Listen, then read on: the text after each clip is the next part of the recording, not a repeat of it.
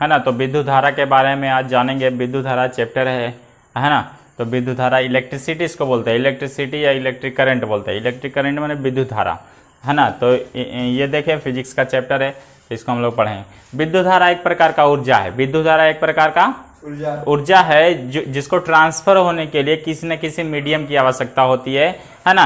ये किसी न किसी मीडियम की सहायता से एक जगह से दूसरे जगह जा सकते हैं, समझते हैं कुछ, है ना। विद्युत धारा को बहने के लिए किसी न किसी मीडियम की आवश्यकता होती है। वो मीडियम को हम लोग बोलते हैं वायर, तार बोलते हैं, है ना। जिससे, है ना, ये एक मीडियम है जो धातु का बना होता है ना। बहुत सारे डिफरेंट मटेरियल का यूज करते हैं। बाय द वे ये एक तार है ना। तो इसमें जो बहेगा विद्युत धारा, वो हमेशा विद्युत धारा का जो बहने का ये है positive to negative terminal. Positive terminal से हमेशा निगेटिव टर्मिनल की ओर बहती है ना। ये ऊर्जा है, बहने के लिए माध्यम की आवश्यकता होती है, और जो माध्यम की आवश्यकता होती है उसके गुण के आधार पर बांटा गया है ना। जैसे यहाँ पे देखिए चालक, है ना। चालक एक पदार्थ है ना, जिससे होकर के, चालक कहेंगे किसको, यानी वह पदार्थ जिससे होकर के विद्युत धारा पार कर जाए, या फिर वह पदार्थ जो अपने से होकर के विद्युत धारा को पार होने दे, उसको बोलेंगे चालक पदार्थ। जैसे कॉपर हो गया, सोना हो गया, चांदी, ये सब है चालक पदार्थ है जिससे विद्युत धारा आसानी से क्रॉस कर सकती है ना। उसके बाद है अर्धचालक, है ना। अर्धचालक को बोलते हैं सेमी कंडक्टर।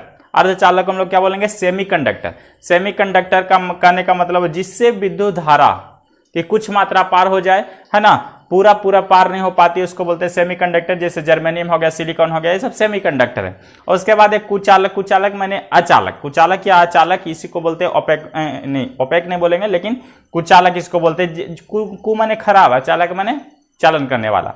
कहने का मतलब वैसा मटेरियल जिसे विद्युत धारा की कुछ भी मात्रा नहीं पार हो जाए, है ना, उसको बोलते हैं कुचालक मटेरियल। जैसे लकड़ी हो गया, कागज हो गया, कांच हो गया, इसमें विद्युत धारा देते रहिए, नहीं जाएगा, है ना। तो उसके बाद है ना, इसके अलावा भी एक और मटेरियल होता है जिसको हम अतिचालक के नाम से जानते हैं, सुपर कंडक्टर के नाम से जानते हैं। जैसे सोना, सोना को बोलते हैं सुपर कंडक्टर। सुपर कंडक्टर या इसको बोलते हैं आदर्श तत्व, या फिर बोल सकते हैं, है ना, वैसा तत्व जिसमें बिल्कुल भी रेसिस्टेंस नहीं हो, जीरो रेसिस्टेंस को बोलते हैं सुपर कंडक्टर। यानी वैसा पदार्थ जिसमें रेसिस्टेंस की मात्रा बिल्कुल भी ना हो, तो उसको हम लोग सुपर कंडक्टर बोलेंगे, ठीक है। जैसे सोना हो गया।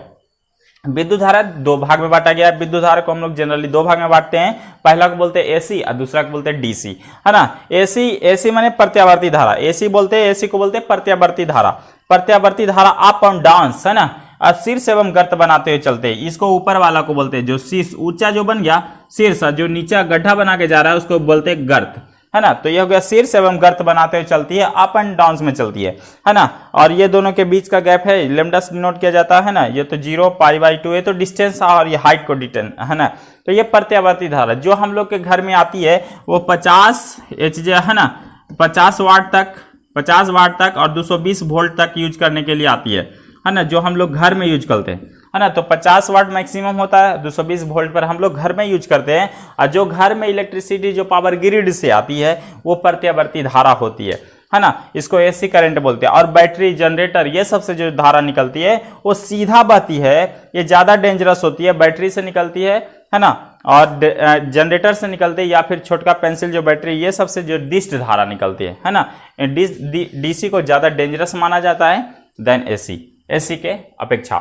उसके बाद देखिए धारा को चलने के लिए, है ना, आवेश की धारा, जो इलेक्ट्रिसिटी जो चलती है वो आवेश के कारण चलती है। और आवेश होता है दो प्रकार का। आवेश दो प्रकार का, एगो धन आवेश, एगो ऋण आवेश। जैसे उसमें टर्मिनल देखते होंगे, टर्मिनल भी दो प्रकार के होते हैं ना।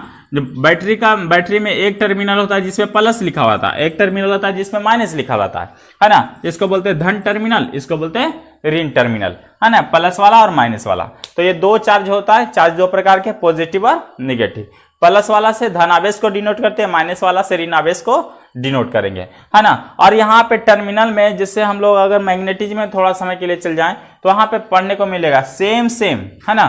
सेम टर्मिनल में जो रहेगा, है ना, उसमें विकर्षण होता है। जैसे प्लस वाला को क्या करेगा, रिपेल करेगा, है ना। माइनस वाला को रिपेल करेगा। और plus minus different charge attract to each other, है ना। अलग अलग रहेगा तो दोनों एक दूसरे को क्या करेगा, अट्रैक्ट करता है ना।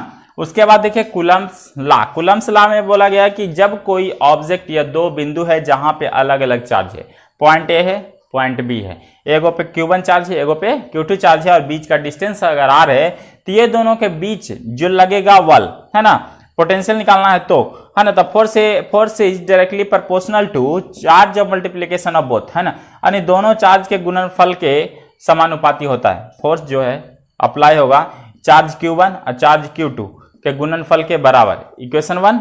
और force is directly proportional to 1/r², यानी दोनों के बीच के डिस्टेंस का वर्ग का व्युत्क्रमानुपाती होता है या 1/r² का समानुपाती होता है।